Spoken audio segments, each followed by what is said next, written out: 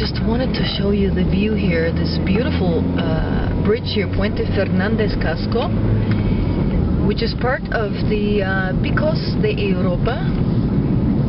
This gorgeous area here in northern Spain here. Let me give you a little view around so you can get a good idea. Quite an impressive bridge here. I am amazed. I'm just about maybe 50 kilometers away from my destination today.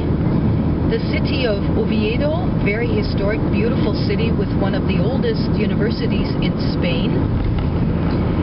One of the most picturesque cities in the northern part of Spain here, in the province of Asturias, which actually used to have a lot of mining and natural resources as well, so it's known for a number of different things. Certainly a lot of dairy production as well as cider production, and that's where I'm heading today, and that's where I will be spending the next 6 days, followed by 2 days in Madrid.